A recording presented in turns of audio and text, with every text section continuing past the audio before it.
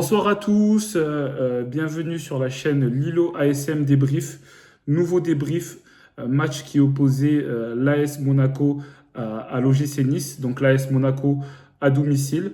Un match qui s'est soldé par un score nul, donc un score de 2 partout. Euh, que dire sur ce match? Que dire sur ce match? C'était pour nous une réception qui était quand même assez périlleuse, même si on savait que l'OGC Nice était sur un début de saison pas idéal, des problèmes d'investissement, des performances sportives qui sont pas au niveau des attentes qu'avait promis la direction de ce club. Donc c'était une aubaine pour nous qui sommes décimés de blessures, hein. On a Golovin blessé, on a Camara blessé, Paul Pogba en phase de réathlétisation qui n'est pas encore prêt à jouer. On a énormément de joueurs à l'infirmerie, donc des possibilités assez minces pour Adi Hutter. Et donc un score de 2 partout, mais un score de 2 partout quand même frustrant puisque on n'a pas affronté une grosse équipe de l'OGC Nice. On s'est surtout retrouvé confronté à une équipe de l'OGC Nice rapidement réduite à 10 à la 40e minute de jeu, voire même avant à la 36e minute de jeu. Donc c'est vraiment un match sur lequel on peut quand même nourrir des regrets. Écoutez, installez-vous, on va décortiquer tout ça et sans attendre, on va commencer à faire l'analyse tactique du match.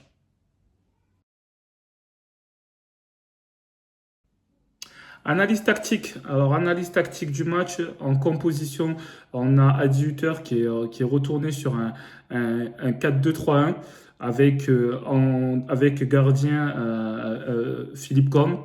En défense, on avait à droite on avait Crépin Diatta qui était titulaire, qui était sur quelques dernières sorties plutôt intéressantes. Donc logiquement, on avait un Crépin Diatta titulaire à droite avec l'absence sur blessure de Vanderson et le remplacement de Jordan Thésée au milieu de terrain. On n'avait pas non plus pléthore de choix, hormis Crépin Diatta. Dans axe droit, on avait Eric Dyer, axe gauche, Mohamed Salissou, auteur de plusieurs prestations plus que décevantes, mais de devoir se priver de Mawissa blessé et de Thilo Kehrer suspendu. Là aussi, il n'y avait pas trop de choix possible pour Adi Hutter, donc logiquement que Mohamed Salissou a été titularisé. Latéral gauche, on avait Kassoum Ouattara. Kassoum Ouattara titularisé faute de performance satisfaisante de Caio Henrique. Et donc, c'est logique que Kassoum Ouattara a été titularisé, lui aussi, qui n'est pas sur un début de saison très flamboyant. À la récupération, on avait Jordan Thésée. Donc Jordan Thésée, je me demande si c'est pas le coup fabinesque, puisque encore un match plutôt abouti de la part de Jordan Thésée. C'est une révélation qui commence à se confirmer à ce poste. On va attendre de voir ce que donnera ses prestations après la trêve, mais peut-être que c'est un joueur qui va nous apporter une solution de plus à ce poste au retour de blessure de Camara, au retour de blessure de Zakaria et une fois que Paul Pogba sera prêt à jouer. Donc associé à lui, on avait le jeune Koulibaly.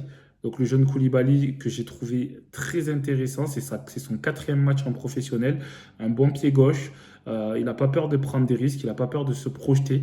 Je le trouve très intéressant et je pense qu'il a encore une marge de progression énorme et qu'il va monter en puissance au fil du temps. Ensuite, donc notre animation offensive, on avait du coup milieu offensif excentré gauche Takumi Minamino.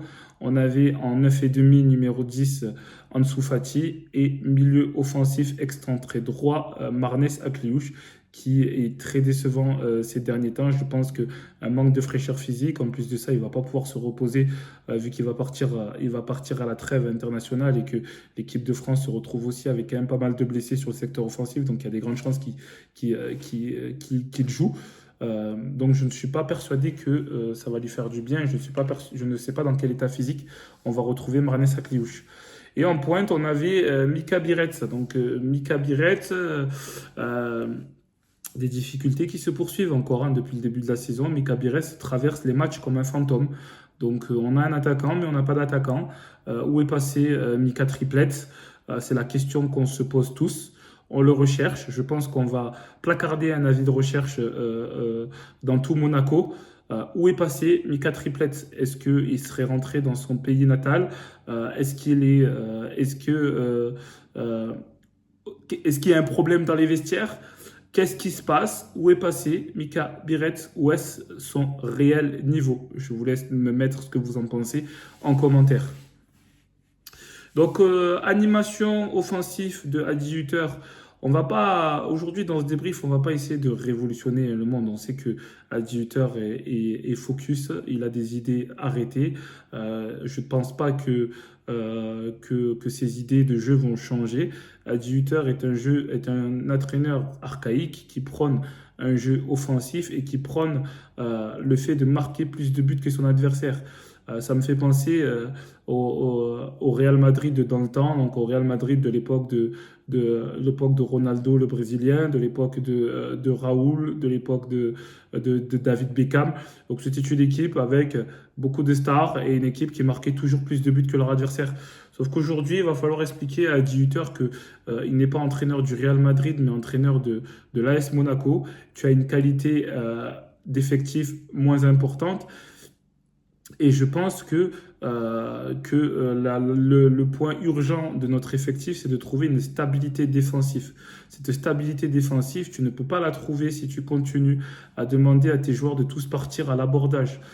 Euh, Toutes les équipes contre lesquelles on joue ont trouvé notre faille. Notre faille, c'est que déjà, on ne sait pas faire le jeu. Tous les matchs, si vous regardez bien les matchs qu'on remporte, ce ne sont pas des matchs avec lesquels on a été dominateur. Ce sont des matchs sur lesquels on a réussi à marquer sur nos temps faibles. Donc on arrive à marquer lorsqu'on est dominé et que ce soit nous qui devions nous projeter rapidement vers l'avant parce qu'on a les joueurs pour. Mais on n'a pas encore ce créateur qui va nous permettre en fait de garder le ballon. Donc systématiquement, quand on se retrouve face à des adversaires qui nous laissent le ballon, on est à court de solutions. Et pour les mêmes problèmes que j'ai souvent illustrés dans toutes mes vidéos, à 18 heures demande à nos latéraux d'être beaucoup trop hauts. Un latéral doit monter en accompagnement du jeu. Alors là, non, dès que nos défenseurs centraux ont le ballon et que notre premier relanceur a le ballon, on se retrouve déjà avec une ligne de 4 à la limite du hors-jeu.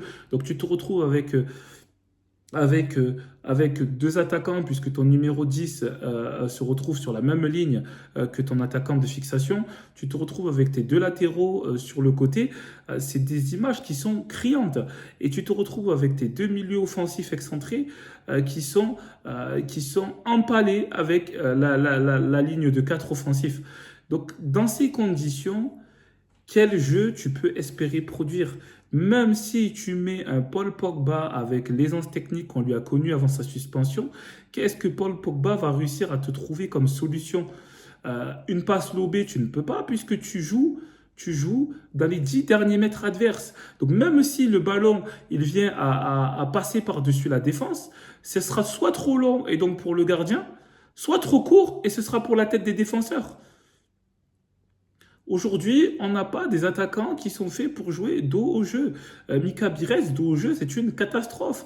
Mais Mika Bires, dans les 10 derniers mètres, il n'a pas la place pour prendre la profondeur. Donc, il n'a pas la place pour s'exprimer. Que tu mettes Bires ou que tu mettes Balogun ou que tu mettes Georges Nikena, c'est toujours systématiquement le même problème.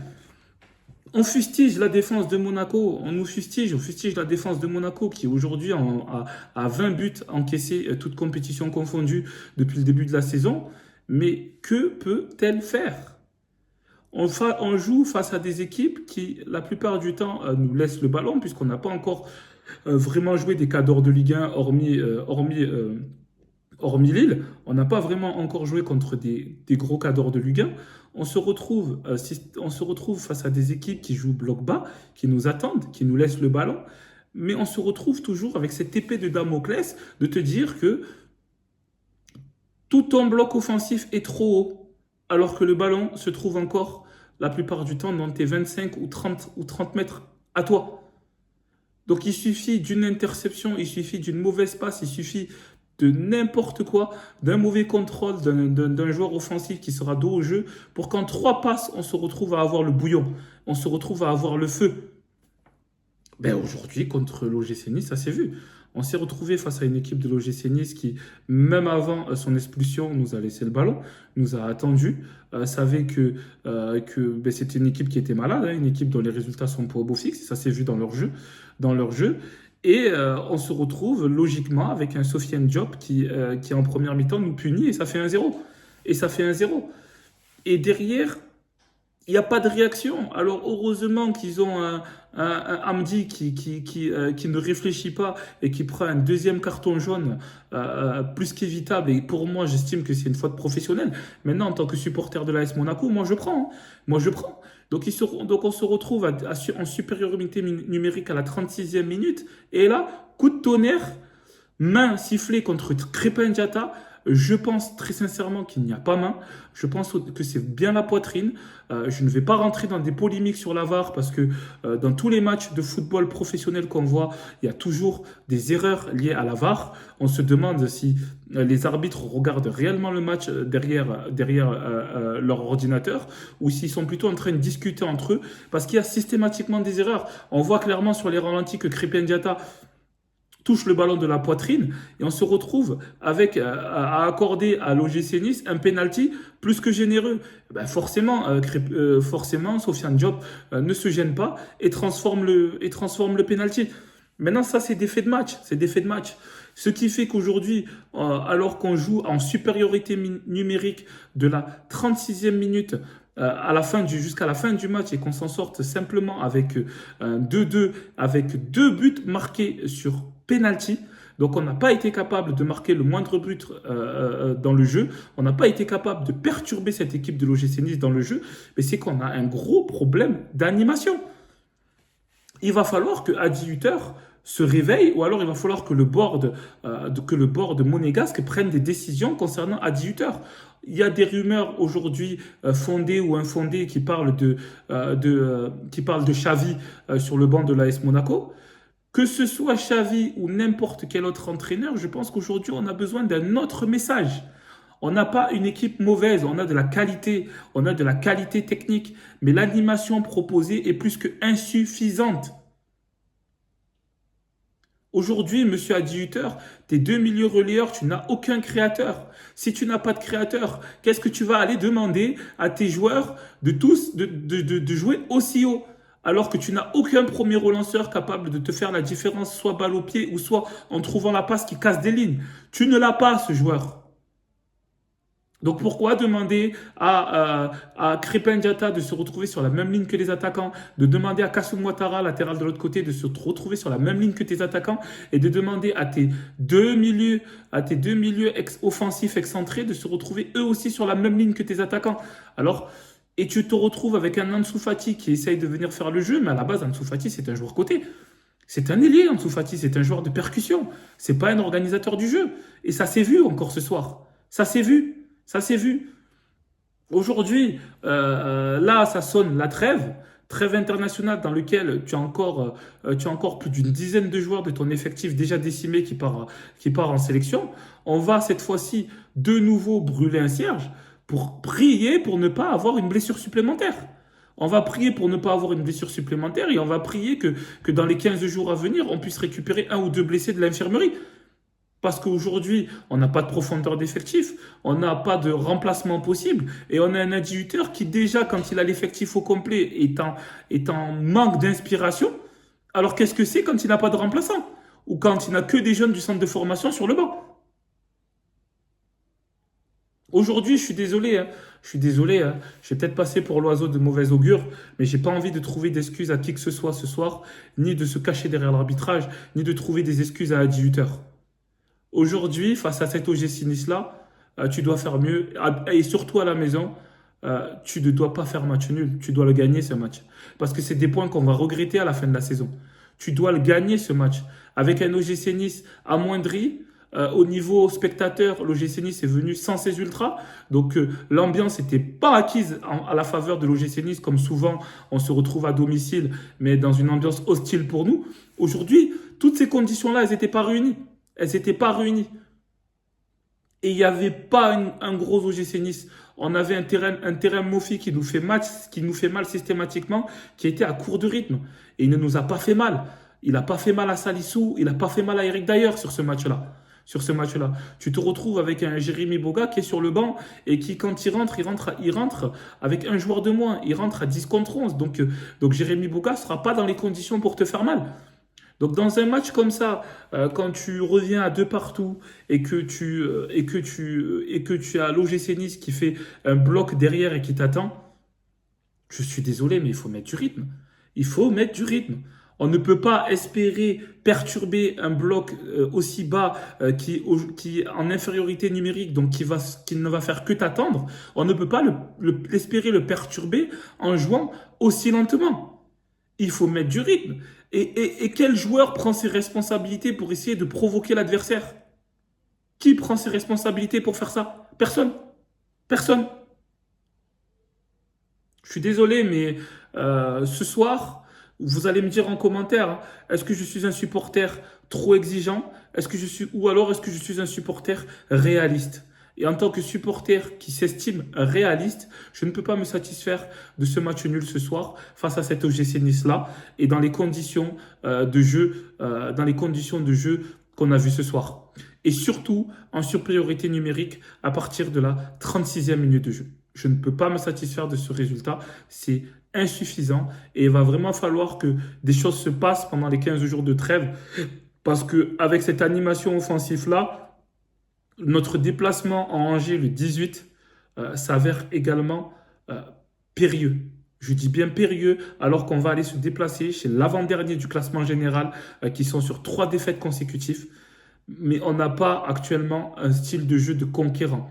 On n'a pas actuellement le jeu qui peut me laisser penser que l'AS Monaco peut espérer titiller le haut du tableau. Ok, aujourd'hui on est dans le haut du tableau, mais les prestations ne suivent pas. Donc je ne suis pas convaincu. Je vous laisse me dire en commentaire ce que vous pensez de l'animation tactique choisie aujourd'hui par 18h. Je vous laisse me dire en commentaire si vous êtes d'accord avec moi ou pas d'accord avec moi. Moi, c'est tout pour mon analyse tactique de ce match. Je ne vois pas trop ce qu'on pourrait rajouter de plus tactiquement sur ce match, si ce n'est que oui, euh, des changements que je n'ai pas forcément compris. Tu sors Koulibaly au milieu de terrain pour mettre un deuxième attaquant, donc tu fais rentrer Balogun à la place de Koulibaly. Je ne sais pas si j'aurais sorti Koulibaly, qui était un joueur au milieu de terrain qui t'apportait vachement. J'ai trouvé qu'il apportait vachement. Au final, la physionomie du match a donné raison à 18h. On n'a pas souffert de l'absence de Koulibaly lorsqu'il est sorti. Mais par contre, on a souffert de l'absence d'un créateur. On a souffert d'un Marnès Akliouche à court physiquement et qui n'est pas capable de faire la différence balle au pied. On a souffert d'un Minamino qui a été encore une fois fantomatique. Mais moi, Minamino, je suis désolé, depuis qu'il a signé à l'AS Monaco, il ne me convainc pas. Peut-être que certains d'entre vous trouvent que ses performances sont abouties. Je trouve que ses performances ne sont pas du tout abouties. Surtout un joueur avec ce CV-là, un joueur qui arrive de Liverpool, doit faire beaucoup mieux que ce qu'il nous fait depuis qu'il a signé à l'AS Monaco. Et Ansu Fati qui met un doublé. Donc peut-être une révélation. On va attendre de voir la suite. C'est tout pour mon analyse tactique. Je vous propose qu'on passe aux notes des joueurs.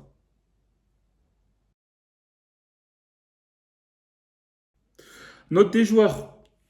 Alors, pour ma part, en termes de notation, dans les buts, Philippe Cohn, pardon, je vais lui mettre la note de 4 ce soir. Et la note de 4, peut-être que certains d'entre vous vont me trouver dur, mais moi je lui mets 4 parce que il joue depuis la blessure de Gradeschi. Je suis désolé, mais tu prends beaucoup trop de buts. Tu prends beaucoup trop de buts. Mais est-ce que Philippe Cohn, est-ce que Philippe Cohn, est-ce que ça va le moral? Est-ce que quand tu rentres le soir, t'as pas mal à la tête? Est-ce qu'il te faut pas de l'aspirine le soir quand tu rentres avec tous les buts que tu encaisses? T'arrives encore à sortir la tête haute du terrain? Alors ouais, là tu peux pas faire grand-chose. Mais sur la frappe de Sofiane Diop, tu pousses pas sur les jambes. Pousse sur tes jambes. Bon, logiquement, je te mets la note de 4. J'ai même pas envie de déblatérer sur ton cas. Là, clairement, tu es sur la même lancée que les saisons précédentes. Alors, c'est pas de ta faute aussi, parce que tu es souvent, tu n'as pas une défense aussi de fer devant toi. Mais justement, c'est là qu'on voit les grands gardiens, quand il n'y a pas de défense devant eux et qui sont super sollicités, ben, c'est leur capacité à sortir à faire les arrêts décisifs qui permettent des fois de gagner des matchs quand ton équipe est en panne d'inspiration. Et aujourd'hui, tu n'es pas ce gardien-là et c'est ce que je déplore. Donc, une note de 4 qui est amplement justifiée. Ensuite, on va commencer par Crépin Diatta, latéral droit. Donc Crépin Diatta, latéral droit, je vais te mettre la note de 5. Tu faisais un bon match, ça aurait même mérité un 6, mais tu nous coûtes un penalty. Pour moi, je pense qu'il n'y a pas penalty, je pense que tu touches le ballon de la poitrine. Maintenant, on va faire confiance aux arbitres on va faire confiance au verdict des arbitres. Donc, penalty. C'est un penalty qui tombe vraiment au pire des moments puisqu'on vient de prendre l'avantage numérique sur le match. Donc c'est logique que je te mette la moyenne parce que dans l'ensemble, tu sors des prestations plutôt abouties depuis qu'on fait appel à toi. On a enfin peut-être trouvé le Crépin Diatta qu'on attend depuis que tu as signé au club. Donc je t'invite à continuer en cette voie, mais pour ce soir, c'est insuffisant, d'autant plus qu'on ne gagne pas. Donc je te mets la note de 5. Dans l'axe, Eric Dyer, donc Eric Dyer, dans l'axe, je vais lui mettre également la note de 5. Bah écoutez, il fait son match, hein, il fait son match. Défensivement, il n'a pas forcément été trop en danger. Il n'y a pas, voilà, il y a pas grand-chose à dire, hein. On prend deux buts. Le but de Sofiane Diop, c'est sur un mauvais renvoi des milieux de terrain, donc rien à voir avec Salissou et Eric Dyer. Et voilà, hein, une frappe venue de nulle part. Je pense pas qu'on puisse faire grand-chose si ce n'est que attendre que Philippe Keun nous sorte cette balle. Donc Eric, d'ailleurs, je te mets la moyenne puisqu'on ne gagne pas ce soir et que ça ne me fait pas oublier tes prestations qui ont été désastreuses dans les matchs précédents. Mohamed Salissou, je te mets la note de 5 également.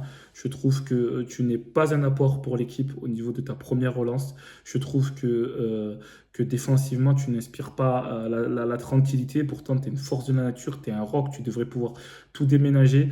Mais tu as fait beaucoup de fautes inutiles.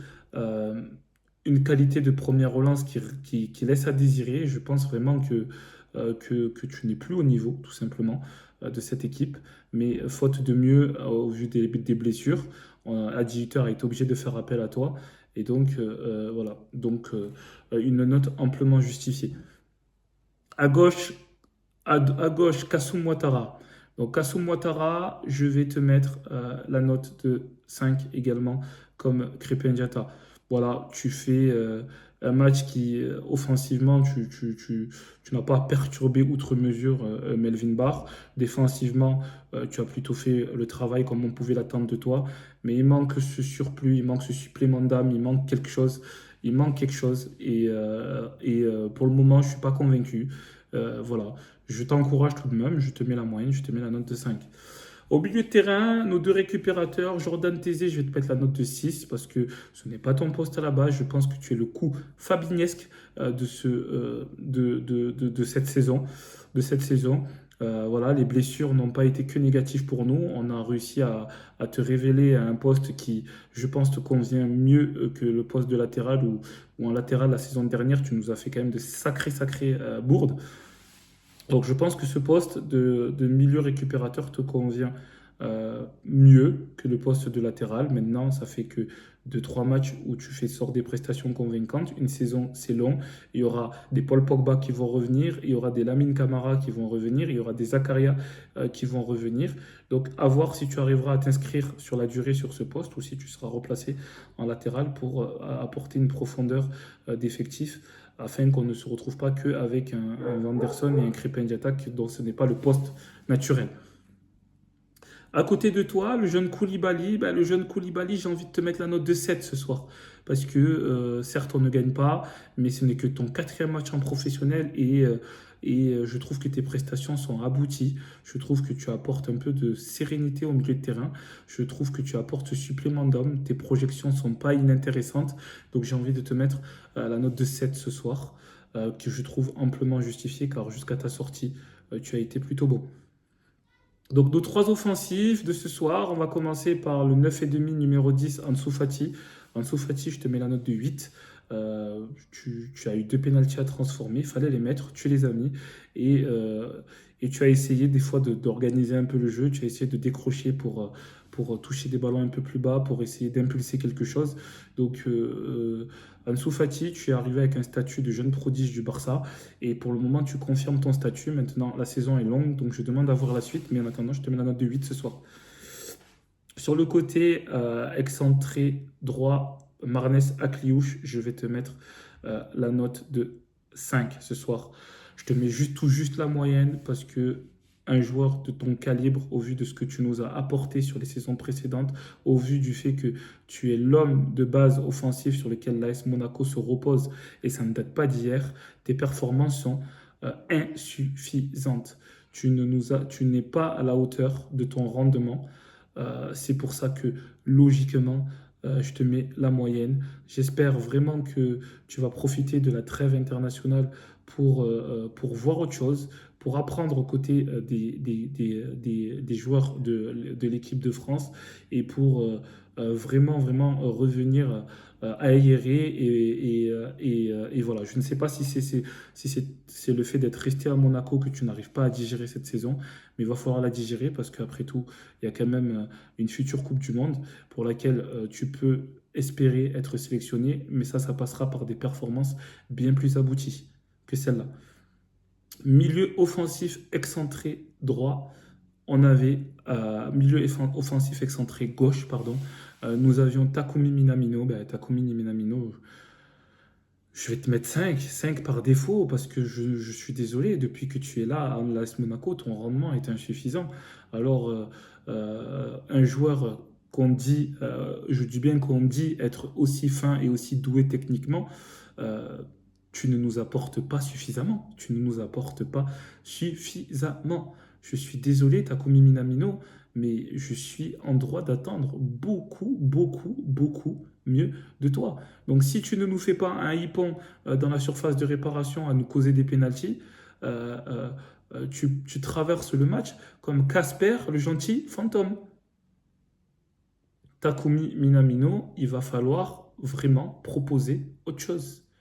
Auquel cas, nous n'avons pas besoin de toi. Oui, vous allez peut-être me trouver dur en commentaire, mais au contraire, moi, j'estime que des joueurs comme ça, avec cette aura-là, et surtout avec le salaire que le gars il doit palper à la fin du mois, qui est un coût, qui t'ampute du budget transfert, ben, je suis désolé, on a en droit d'attendre mieux. On a en droit d'attendre beaucoup mieux que ça d'un Takumi Minamino. En pointe, Mika Biret. Ben, Mika Biret, j'ai envie de dire point, point, point, point. Où es-tu, Mika Biret? Où es-tu? Est-ce que vous êtes toujours aussi sûrs, messieurs, dames, qu'il mérite toujours son surnom de Mika Triplette? Je ne suis pas sûr. Je suis pas sûr. Aujourd'hui, c'est Mika Zoulette. Où es-tu? Où est ce super attaquant qu'on nous a promis recruter de Steingrast? Ce super attaquant formé à Arsenal? Où est-il? Où est-il? Où est Mika Biret? Où est Mika Triplette? Je suis désolé, mais sa connexion avec les autres laisse à désirer. Il se situe mal dans l'espace. Il se situe mal dans l'espace. Ses appels sont pas terribles. Il fait preuve d'un ultra statisme. Je suis désolé, mais pour moi, si je n'avais pas vu ce qu'il était capable de faire la saison dernière, je vous dis que c'est un joueur de niveau national. Et encore, je pèse mes mots. Je pèse mes mots. Donc Mika Biret, je lui mets la note de 3 ce soir. Et je refais point, point, point, point. Pas convaincu.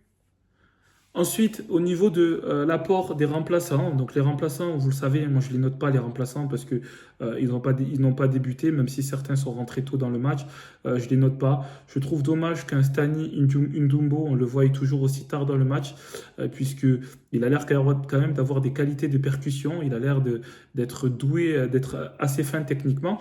Ce serait intéressant de le voir utilisé comme un ailier et pas utilisé comme un milieu pas utilisé comme un milieu offensif excentré, ce serait bien de le voir utilisé comme un ailier et de mordre la ligne et à chaque fois d'utiliser ses qualités de percussion. Ça pourrait être intéressant.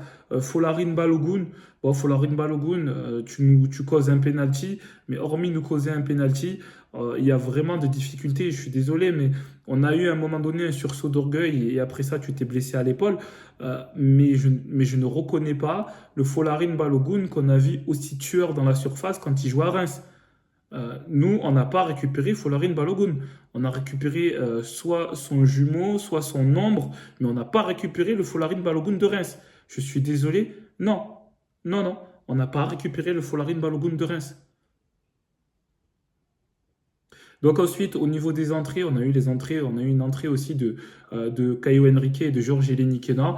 Caio Henrique, euh, aucun apport. Je n'ai pas trouvé son entrée décisive. Par contre, Georges Kena, je l'ai trouvé très intéressant dans son entrée.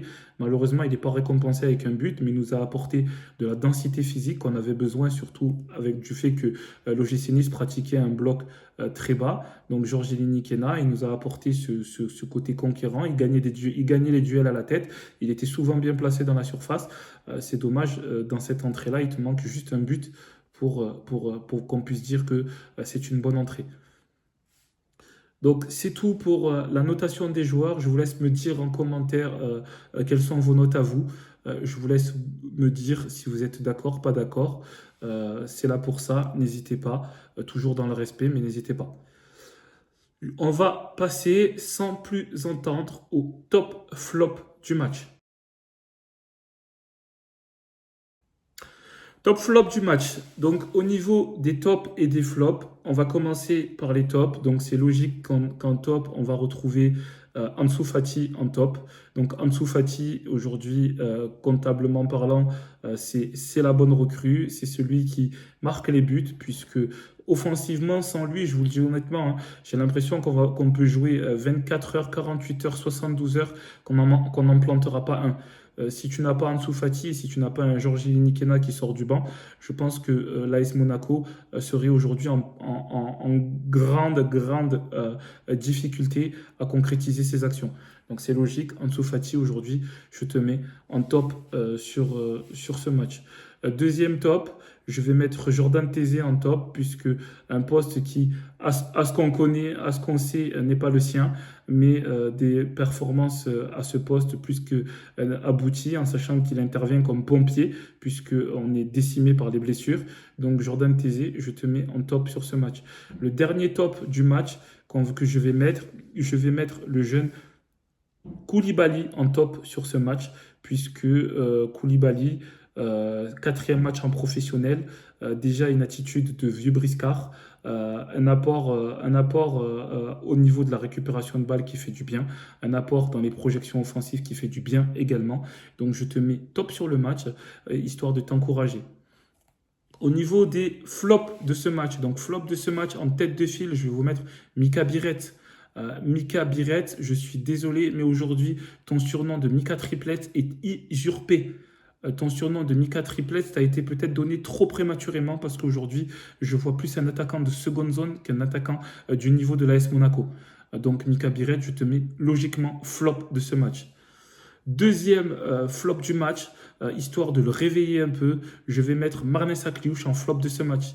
Akliouche, je suis désolé, mais au vu de tes dernières prestations sur le match de l'AS Monaco, on se demande si tu mérites cette équipe de France. Donc tu mérites l'équipe de France au vu de ce que tu as fourni, au vu de tes prestations et au vu de ce qu'on sait que tu es capable de faire. Mais sur tes dernières prestations, ça ne se voit pas. Et si tu veux espérer faire partie du mondial à venir, il va falloir sortir des performances d'un autre niveau. Je sais que tu en es capable, tu es un joueur que j'apprécie énormément. Donc Marnay Sakho, je te mets flop de ce match. Et dernier flop sur ce match, je vais mettre Philippe Keun en flop, puisque Philippe Keun, comptablement parlant, tu prends trop de buts, tu n'es pas capable de nous faire les arrêts qu'il faut au moment qu'il le faut.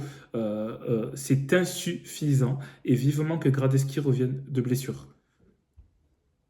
C'est tout pour les top flops de ce match. Je vous laisse me dire en commentaire quels sont vos top flops à vous. On va passer du coup à la préparation du prochain match de l'AS Monaco qui va se déplacer le 18, une fois la fin de la trêve internationale, qui va se déplacer à Angers. Donc, préparation du prochain match. Préparation du prochain match, donc déplacement de l'AS Monaco à Angers, Angers avant-dernier du classement de Ligue 1. 3 défaites consécutives. J'aurais tendance à vous dire que c'est censé, sur le papier, être un match facile pour l'ASM, mais aujourd'hui, cet ASM-là, décimé par les blessures, avec l'absence de nombreux cadres et des performances qui ne sont, et une animation offensive plus que douteuse, je vous la fais en mille. On va se retrouver face à un bloc d'Angers avec des joueurs qui sont très athlétiques. Il n'y a pas un joueur plus qu'un autre à surveiller. C'est un bloc équipe assez homogène avec des joueurs très athlétiques. Je pense qu'on pourrait quand même, oui, mettre l'accent sur Abdelli, qui est leur joueur avec beaucoup de finesse technique. Voilà, c'est une équipe qui va nous attendre, qui va mettre le bus derrière et qui va jouer grandement sa chance, qui va aller vite vers l'avant. Il y aura des supporters pour les pousser. Donc ça aussi, ça va avoir son importance sur le match. Mais si on va là-bas avec cette animation offensive-là qui vise à dire que à la sortie de balle, tous nos joueurs se retrouvent dans les 13 mètres adverses en sachant qu'on n'a pas de créateur et pas de joueurs capables de casser des lignes pour monter le ballon, chaque interception vont faire danger et risque de faire ficelle tant les joueurs d'Angers sont athlétiques. Donc, je mettrai en garde l'AS Monaco sur l'animation offensive à pratiquer là-bas et j'espère grandement qu'on va rapporter les 3 points dont on a cruellement besoin, surtout qui pourront faire du bien à la confiance, surtout en retour de trêve internationale et surtout en préparation du match contre Tottenham en Ligue des Champions. C'était tout pour mon débrief de Lilo ASM débrief. N'hésitez pas à vous abonner, n'hésitez pas à mettre un petit like et n'hésitez pas à me donner vos avis en commentaire. Je vous souhaite à tous une bonne fin de week-end et on se retrouve le 18 à l'issue du match Angers-Monaco.